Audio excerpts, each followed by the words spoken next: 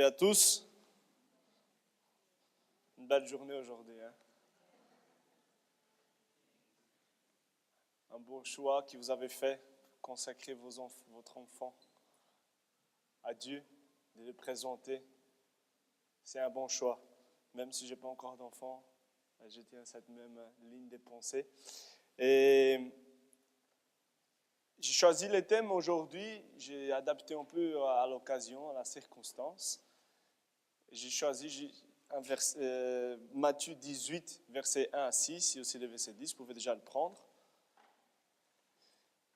Et le titre que j'ai donné, c'est « Redevenir des petits-enfants ». Donc Matthieu 18, «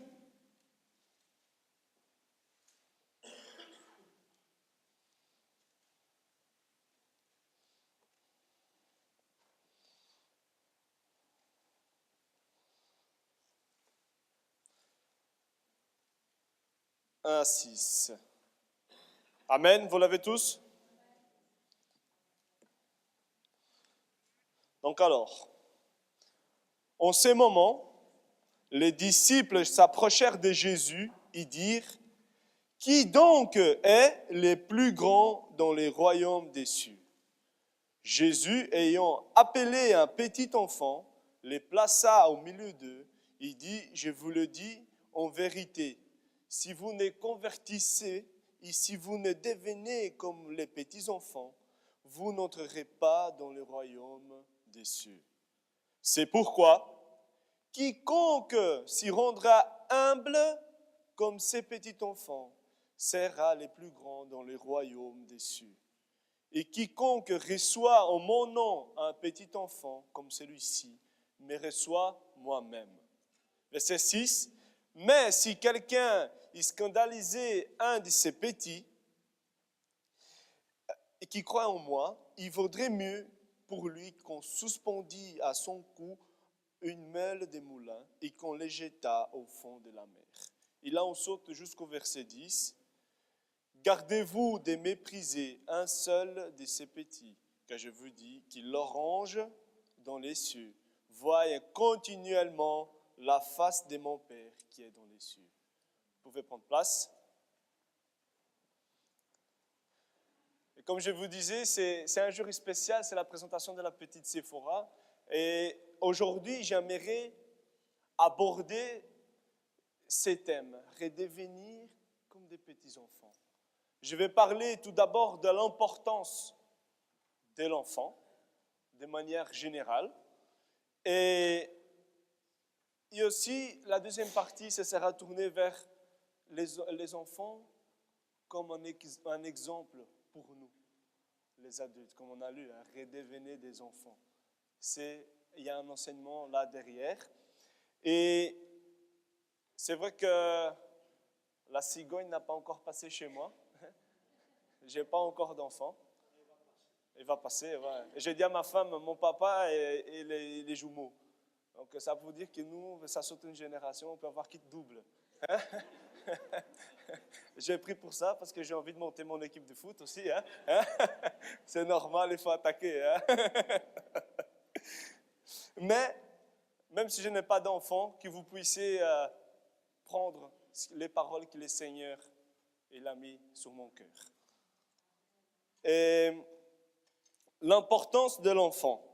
Donc l'arrivée d'un enfant, il porte une conviction, une espérance pour les couples, comme quoi la famille va s'y perpétuer de génération en génération. C'est vrai. Hein? Et c'est là une bénédiction. Et la Bible nous dit aussi que les enfants sont l'héritage de l'Éternel. Et les parents devaient recevoir l'enfant avec joie et avec ses sentiments aussi d'irresponsabilité d'avoir une vie entre ses mains afin de les former pour la vie. Et la Bible nous montre que les parents, ils sont les premiers éducateurs des enfants, les principaux éducateurs. Car ce que les parents, ils ont dans le cœur, c'est ça que les parents, ils vont les transmettre. Et en Proverbe 22, 6, il dit « Instruis l'enfant selon la voie qu'il doit suivre, et quand il sera vieux, il ne se détournera pas. C'est ce que la Bible nous dit. Donc les enfants, ils ont besoin de l'amour des parents, de la présence des parents, de la protection des parents, du conseil des parents et aussi de l'exemple des parents. Nous vivons aujourd'hui dans une époque où il existe beaucoup de consumérisme et matérialisme et innombrables sont les fois où les parents ils substituent leur présence par des cadeaux. La plus grande nécessité de l'enfant, ce ne sont pas les choses matérielles, mais surtout la présence des parents. Et c'est tellement important qu'on puisse comprendre ça comme famille. Et juste certains exemples qui me venaient en tête pendant que je faisais, imaginez-vous un enfant tout content qui rentre à la maison avec son bulletin et dit « Papa, j'ai fait 19 sur 20. Maman, j'ai fait 19 sur 20. » Et les parents ils répondent « Mais quand est-ce que tu vas faire 20 sur 20 ?» Hein? L'enfant est tout de suite tout mou. Hein? Ou alors, les enfants, ils arrivent, papa, maman, aide-moi ici pour les devoirs. Et alors, Manon, tu dois voir avec tes collègues demain, voir avec le prof. Et puis après, 5 minutes, le GSM sonne et le papa et la maman, ils passent une demi-heure. Hein? Au téléphone. Et l'enfant, en voyant ça, qu'est-ce qu'il va se dire?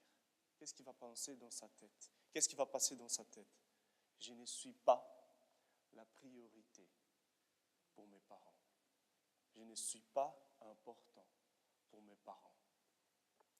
Et après qu'on devienne jeune adolescent avec toute cette question et ces crises existentielles, avec qui cet enfant pourra ouvrir son cœur? Avec qui, en quoi il va-t-il chercher ses refuges? Donc, il est impératif qu'en tant que parent, on passe ces messages à l'enfant, comme l'enfant, il est important. Il est la priorité. Et une autre grande nécessité des enfants ne sont pas seulement les paroles, nos paroles, mais aussi notre exemple. L'exemple des parents. Et vous savez, il y a une vérité que la vie nous montre, c'est que quand les enfants ils sont petits, ils pleurent souvent pour rester avec les parents. Mais quand les enfants ils grandissent, c'est souvent les parents qui pleurent pour qu'ils soient petits et restent à côté. C'est vrai. Hein? Et si pendant leur enfance, les parents ne s'aiment pas celle-là, plus tard, ces enfants ne voudront pas rester avec leurs parents. Celle-là doit être s'aimer le plus tôt possible. Maintenant, faites clair, ce n'est pas une généralité non plus. Hein? Il y a des parents qui font tout pour les enfants, ils font le maximum, mais non, en voyant. C'est vrai, c'est comme ça. Mes chers parents, je vous exhorte aujourd'hui, donnez de la valeur à vos enfants. Dédiez votre temps à vos enfants. Profitez des bons moments ensemble. Éduquez-le, aimez-le. Ne sous-traitez pas cette formation à la télévision, à la tablette, au GSM. Les rôles d'y former l'enfant, votre enfant, elle est votre. Ne sous-traitons pas ça. C'est vite fait, hein? Tablette, GSM, aujourd'hui, c'est vite. Non, ne sous-traitons pas ça, ces choses. C'est notre rôle des parents. Moi, je prophétise quand je parle comme ça. Hein? C'est mon rôle des parents un jour. Et je crois aussi qu'une église qui a une bonne compréhension de la parole de Dieu, elle donne aussi une priorité et une importance aux enfants. Et c'est Jésus même qui a agi comme ça. Et le christianisme, il redonne la vraie signification, la vraie valeur et la vraie importance de l'enfant. Quand Jésus dit, en Matthieu 19, 14, « Laissez les petits-enfants, il ne les empêchez pas de venir à moi, car le royaume des cieux est pour ceux qui leur ressemblent. » Et ça s'est passé quand Jésus il parle aux disciples parce que les gens, ils amenaient les petits-enfants à Jésus pour que Jésus puisse imposer la main et qu'il puisse les bénir. Et alors, ils étaient en train d'empêcher tous les gens, etc. Et Jésus, il reprend les disciples et il met l'accent sur le fait de ne pas empêcher les enfants de venir à lui. Jésus montre par là que les enfants font partie de la famille de Dieu. Ils méritent notre affection, notre attention et aussi notre protection. L'Église doit dédier plus d'espace aux enfants. L'Église doit rechercher les meilleures ressources pédagogiques, didactiques, des médias pour enseigner les enfants. L'Église doit offrir des formations afin de former des personnes capables qui savent parler aux enfants, qui savent utiliser les langages d'enfants avec le but d'atteindre les cœurs de ces petits enfants. Et l'Église doit démontrer que les enfants sont bienvenus et qu'ils sont notre priorité. Il y a un des piliers qui contribue pour la croissance de l'Église, c'est l'importance donnée aux enfants. Vous savez, aujourd'hui, les parents, ils choisissent l'église A ou B, ils n'ont pas l'église C, à cause de l'importance, à cause de l'accueil que l'église va donner à ses enfants. Comment travaille l'école de dimanche? Est-ce qu'il y a une école de dimanche? Comment il prend soin de mes enfants? Et aussi, moi, comme un bon citoyen, un bon chrétien, un futur pasteur, je suis profondément attristé quand je vois dans notre société aujourd'hui une panoplie d'informations, des valeurs, des informations qui viennent mettre la confusion dans la tête de nos enfants. Des sujets qui ne devaient même pas être abordés pendant l'enfance. Et c'est que la société enseigne à nos enfants aujourd'hui, c'est tu ne sais pas ce qui tu es à l'instant. Plus tard, tu choisiras si tu es un homme ou si tu es une femme. Hein? Je m'arrête là. C'est vrai, c'est malheureux, mais c'est comme ça. Les parents, des grâces, ne laissez pas la société aujourd'hui prendre le rôle de la famille. L'éducation de l'enfant, c'est votre rôle. Choisissez des bonnes écoles qui puissent aider dans la formation de l'enfant. C'est pendant l'enfance que vous s'aimez, que vous posez les fondations de la vraie formation. Investissez sur vos enfants, investissez dans la formation de vos enfants. Ainsi, dans le futur, il ne sera pas un problème, mais sera un enfant qui portera la bénédiction pour la famille, pour la société et pour tous ceux qui l'entourent. Ici, notre église, l'église évangélique italienne de Marcinelle, est une église qui donne de la valeur aux enfants, qui donne de la priorité aux enfants, qui dédie les meilleures ressources afin d'investir dans la vie des enfants. Pour ce mois de février, nous avons la formation pédagogique, il y a pour les moniteurs, pour les parents, il y a aussi les cultes spéciales des enfants. Le dimanche 24, les enfants ils prennent la place. Il y a aussi un camp des couples en mars pour les couples et les enfants. Nous avons des buts, des projets précis afin de vous aider dans la formation de vos enfants. Et je suis convaincu qu'avec votre collaboration, nous allons voir vos enfants avec joie, bien intégrés dans l'Église, en s'y développant avec les autres enfants. Et qui cela sera une source de bénédiction pour vous, pour votre famille et pour la formation de votre maison. Et j'insiste, donnez de la valeur à vos enfants, dédiez votre temps à vos enfants, profitez des bons moments, aimez-le, éduquez-le, afin que vos enfants puissent grandir comme Jésus. Et la parole nous dit, et Jésus croissait en sagesse, en stature et en grâce devant Dieu et devant les hommes. C'est notre but. C'est comme l'église de Marcinelle réfléchit. C'est notre désir aujourd'hui pour la petite Séphora, qu'elle puisse grandir en sagesse, en stature, en grâce devant Dieu et devant les hommes. Amen. Mais l'enfant, il est important, mais aussi, Jésus nous enseigne que l'enfant est aussi un exemple pour nous, les adultes. Et on voit dans le verset Matthieu 18,3 que nous avons lu, « Je vous le dis en vérité, si vous ne convertissez, si vous ne devenez comme les petits enfants, vous n'entrerez pas dans le royaume des cieux. » Ici, Jésus est en train de parler sur l'humilité avec les disciples. Et la préoccupation qui les disciples ont, qui ouvre la discussion avec Jésus, c'est qui est le plus grand dans le royaume des cieux. Et en ayant un enfant comme exemple, Jésus il fait un appel à la nécessité d'un vrai changement de notre conduite afin de rentrer dans le royaume des cieux. En d'autres mots, Jésus est en train de dire, attendez, avant d'aller plus loin, de parler qui est plus grand, le plus, le bon baba et tout, moi je suis au capot. Non, avant de parler des capots et de la tête et celui qui a un, il faut un changement. Il faut changer votre attitude.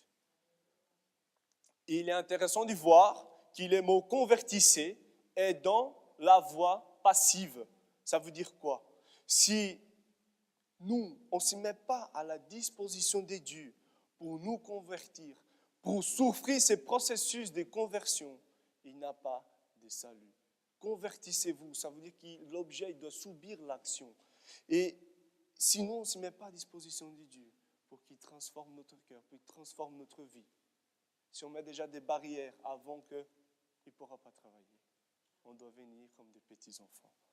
Et c'est la même chose, ce que Jésus dit ici, c'est en plus ce que Jésus dit à Nicodème. Il faut rentrer, il faut que tu naisses de nouveau pour que tu puisses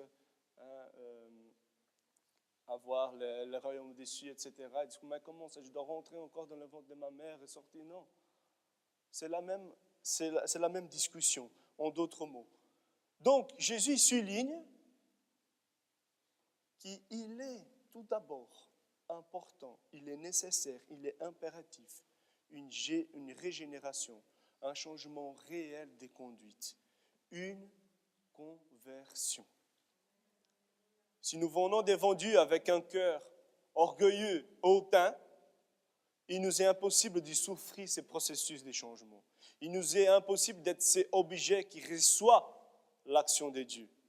Cependant, si comme des enfants, nous venons avec un cœur humble et pur, sans aucune prétention, dépendant et désireux d'être formés par notre Père Céleste, et qui nous donnons de l'espace à Dieu, en laissant agir dans notre vie. Là, il y a de l'espérance. Là, il y a du salut. Comme un Père, Jésus nous instruit. Jésus nous donne des conseils. Jésus, il investit en nous, ses enfants. Jésus nous montre la voie qu'on doit suivre. La conversion n'est pas simplement un acte de regret ou de repentance, mais une attitude globale en affectant la vie entière. Cela est nécessaire, étant donné que par nature, nous suivons un mode de vie qui nous éloigne de Dieu, qui nous mène vers la mort éternelle. Et la conversion est donc une réponse humaine au don divin du salut qui nous conduit vers l'éternité. Et je vous encourage ce matin à adopter cette attitude enfantine de confiance en Dieu afin d'y recevoir cette grâce, ces cadeaux, ces saluts éternels. La paternité de Dieu ne faillit jamais. Laissons-nous modeler notre cœur par ses mains. Et rappelez aussi la parole que Jésus il a dit en Matthieu 7, 9, 11. Il dit, « Lesquels d'entre vous donnera une pierre à son fils si lui demande du pain? Ou s'il demande un poisson, lui donnera-t-il un serpent? Si donc méchant comme vous l'êtes, vous savez donner des bonnes choses à vos enfants, à combien plus forte raison les pères que dans les cieux donnera-t-il des bonnes choses à ceux qui les demandent. Si nous, les êtres humains, on sait faire preuve de bonté, si on sait bien agir, si on sait faire du bien, quelle peut être la bonté de Dieu, les créateurs de la bonté, les dieux que nous servons? C'est un Père aimant. C'est le Dieu d'amour. C'est un Dieu qui nous comprend. C'est un Dieu qui se soucie de nous. C'est un Dieu qui nous réconforte. Nous avons chanté aujourd'hui. Ah bah Père, c'est un beau chant. Et dans sa présence, nous pouvons venir et dire, ah bah Père, tu prends soin de moi. Tu es mon Père. Et soyons comme des enfants. Laissons notre Père céleste nous former. Laissons-le nous éduquer, nous enseigner la voie dont nous devons suivre. Vous savez, le message d'aujourd'hui, c'est plutôt un petit rappel. Que tu connaisses le Seigneur ou pas, ces messages, cette attitude enfantine, elle est nécessaire dans ta marche chrétienne. Cette attitude d'humilité, un cœur humble, pur, elle est nécessaire dans notre marche de tous les jours. Non seulement pour reconnaître que le Saint-Esprit nous convainc des péchés et d'y venir de cette repentance et cet acte de foi, j'y crois en toi, mais aussi pour la suite de notre vie, notre marche chrétienne. Une fois qu'on sait tout, on connaît tout, un cœur orgueilleux, hautain, on n'entend plus la voix du Père. On s'écarte un peu, on fait un peu à modo nostro, un peu comme on veut nous, et on laisse de côté. Mais c'est tellement important. Jésus met l'accent souvent, il revient là-dessus. Redevenez comme des petits enfants. Ayez cette attitude d'un petit enfant, humble, un cœur humble, prêt, désireux d'être formé par notre Père céleste. Et Jésus nous enseigne que dans les royaumes des cieux, la vraie grandeur n'est pas une question des positions, des fonctions, des postes de direction, des pouvoirs, d'influence, des diplômes, des compétences, des grands exploits ou même des réussites. La vraie grandeur dans le royaume des cieux, ce n'est pas ce que nous faisons, mais la vraie grandeur, c'est ce que nous sommes. Un cœur enfantin. La vraie grandeur, un esprit de cœur. La vraie grandeur est une question d'esprit et de cœur. On la trouve chez une personne qui exprime son amour pour Christ dans une sincère humilité, sans prétention. La vraie grandeur est une question d'amour sincère et d'engagement envers Dieu. Et dans le verset 6, nous avons lu, mais il dit le Seigneur, si quelqu'un est scandalisé, un de ces petits qui croient en moi, il vaudrait mieux pour lui qu'on suspendît à son cou une meule des moulins et qu'on les jetât au fond de la mer. Dieu tient les parents, mais aussi tous les autres adultes, responsables de l'influence qu'eux, ils exercent sur les petits-enfants. Et Jésus les avertit que tous ceux qui détourneront les enfants de la foi en lui seront sévèrement punis. Juste une petite parenthèse. Pendant des siècles, les moulins pour les blés étaient formés manuellement, actionnés par deux pierres, les grosses dimensions, je ne sais pas si vous avez déjà vu des photos, etc. Donc Jésus est en train de parler justement de ces types de pierres. Il fait allusion à un type de condamnation aussi, capitale, pratiquée par les Grecs, les Romains, les Syriens, afin de décrire qu'il aurait mieux valu être exécuté de cette manière atroce que de s'y tâcher d'un péché semblable.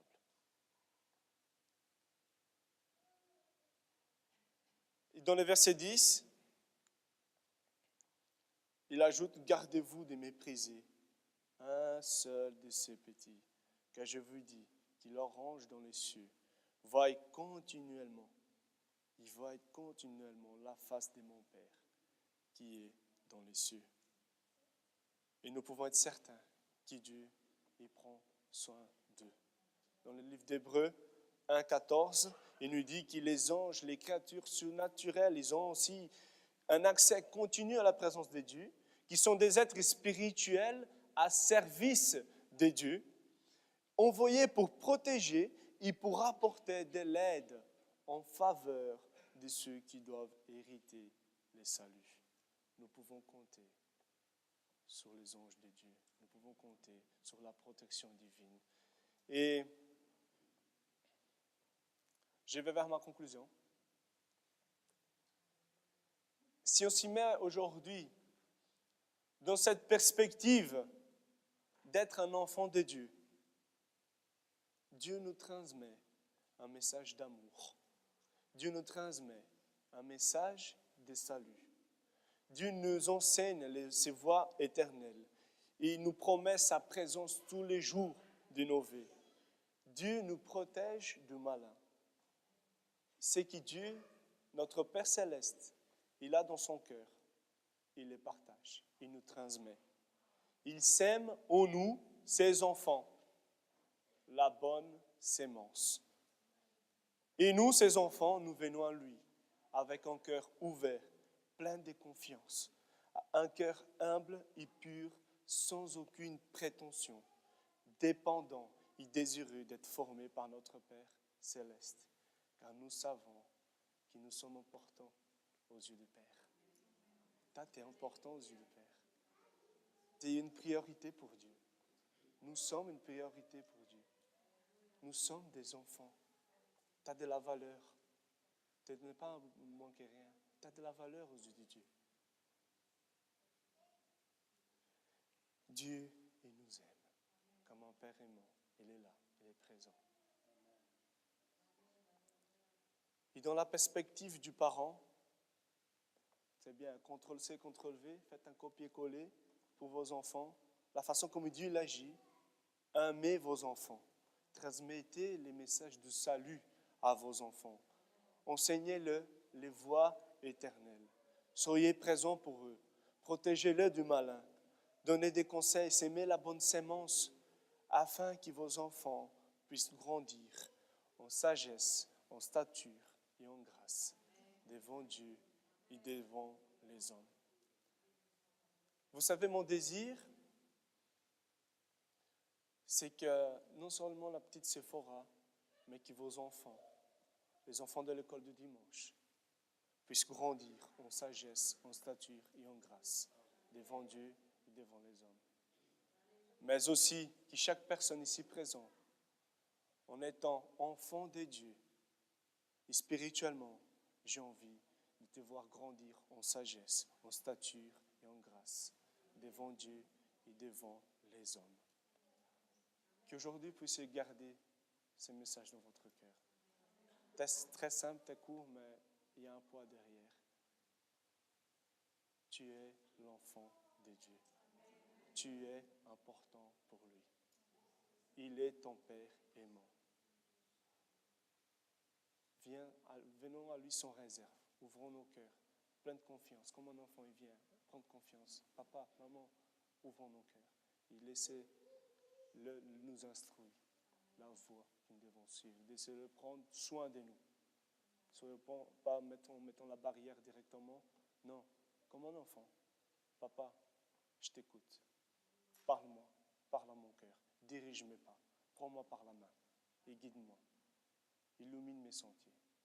Amen. Que Dieu vous bénisse.